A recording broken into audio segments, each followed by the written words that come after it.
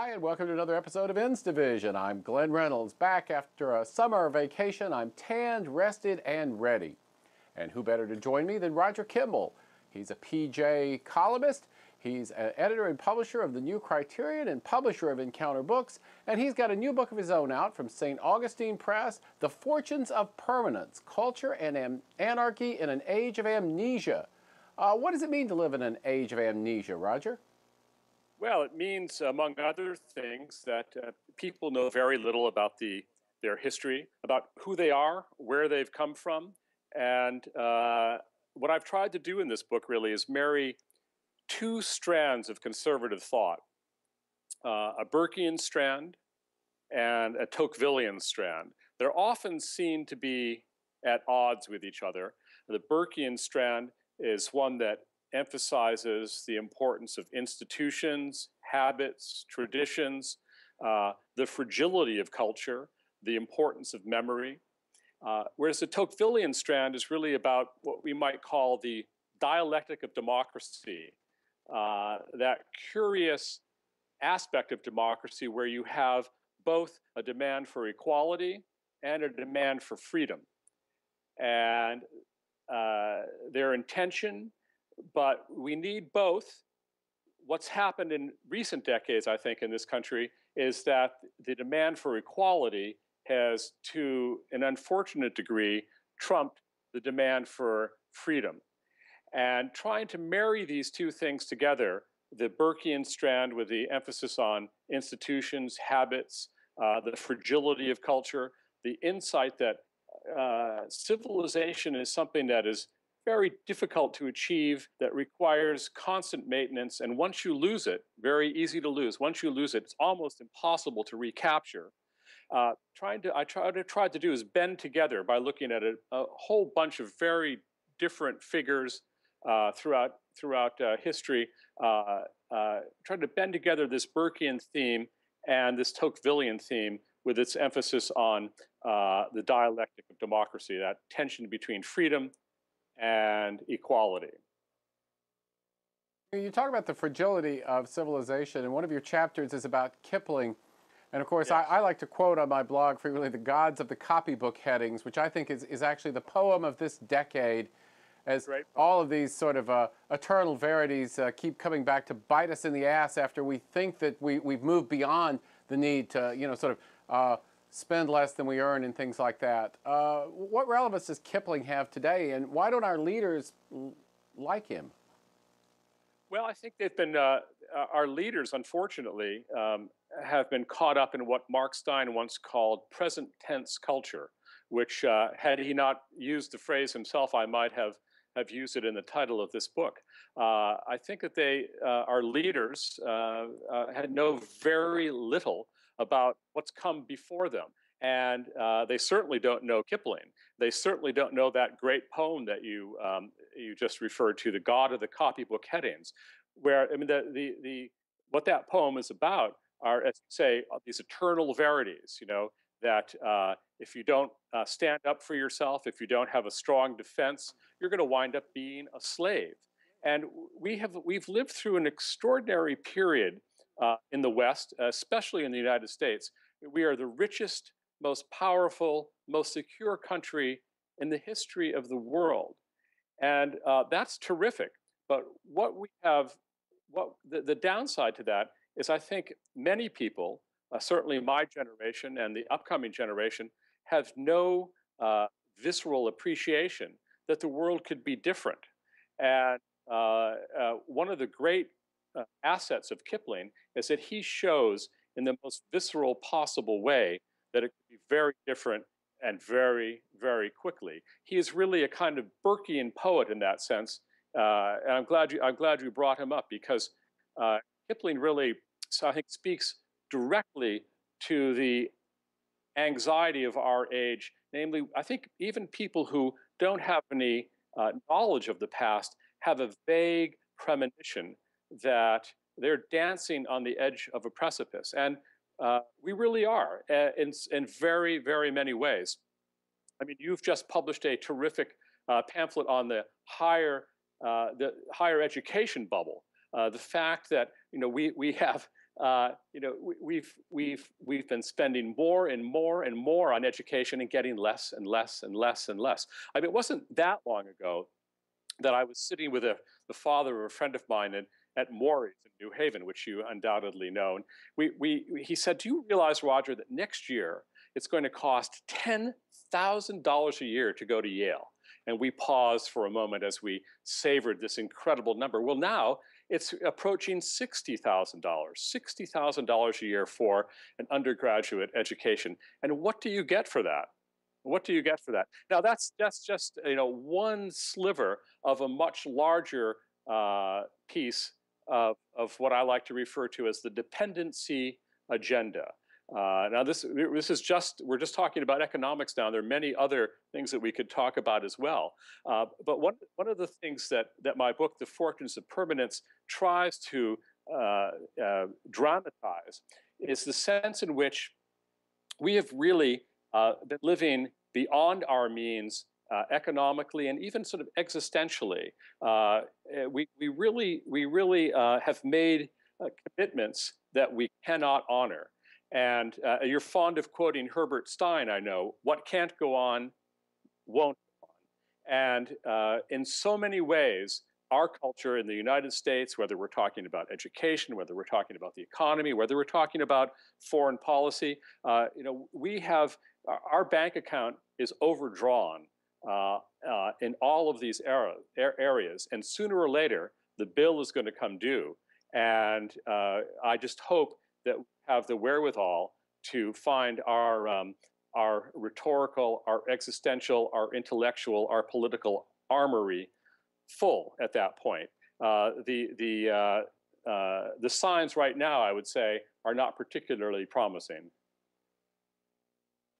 Well, it seems that we have really developed a ruling class that at some fundamental level doesn't actually believe in the country that it rules. And I think the same thing happened to Britain actually even earlier. Yes. How did that happen and what do we do about it? Well, I remember the pollster Scott Rasmussen had an article about the entitlement mentality.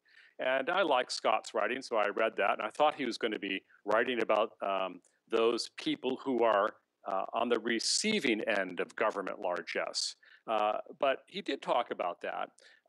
And he talked about the culture of dependency that instilled.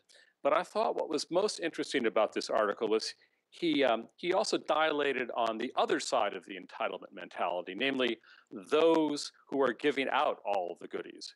In order to have wards of the state, you also need to have warders, the people who are actually running the jails or running the country, I guess I should say.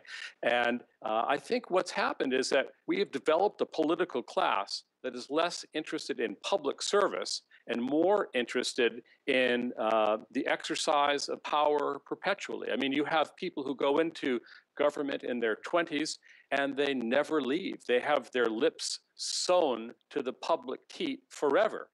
So it's not just the people getting the goodies, it's also the people overseeing the goodies to be gotten.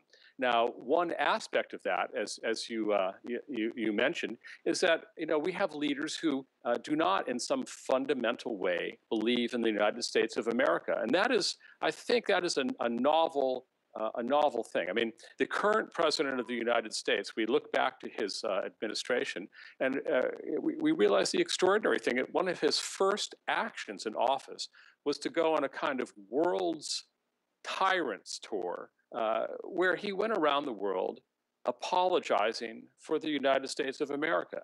Now, it's not just the United States, and we see the same sort of thing in other countries. I mean, you have the Archbishop of Canterbury that seems in some fundamental way not to believe in the Church of England. Now we have a president of the United States that seems very dubious about America.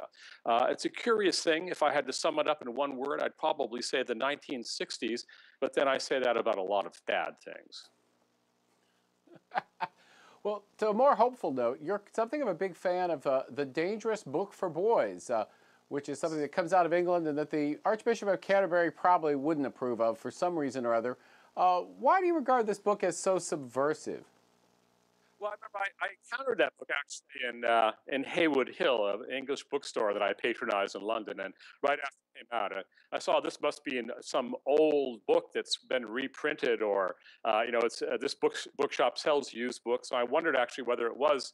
I was looking at a book from the 1920s or something, because it has that sort of period flavor. And I opened it up and I found that there were, instructions for what to do with your jackknife, how to make bombs, how to make, how to make batteries out of coins, how to skin a rabbit, how to frighten your little sister, who were some great heroes in English history. There's a chapter on Lord Nelson, for example, who's one of my son's culture heroes. I thought, what a terrific book this is. And then when I found out it was coming out in the United States in a slightly different version with some American heroes insinuated into the spots occupied by Lord Nelson and so on, I wrote a piece about that because I thought it was a tonic alternative to the reign of political correctness, one of whose aspects is really a kind of war on boys. I mean, it's really quite extraordinary when you look around at our schools and other cultural institutions that have anything to do with raising the next generations. What a kind of concerted attack on manliness there is. And of course, the precondition for manliness is boyhood.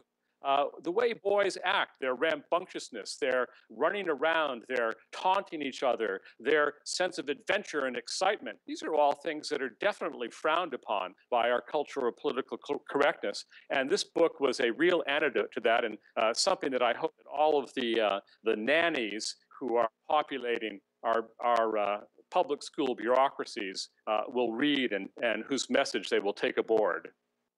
My subversive message is that as the Obama administration is saying we should impose Title IX style quotas in science and engineering so that we have 50% women, more subversive would be to apply those quotas to elementary school teachers because there's hardly a man to be found in most elementary schools today. And if we required that 50% of the teachers were men, I think we would work some major social change. And I predict that the Department of Education will not get behind that.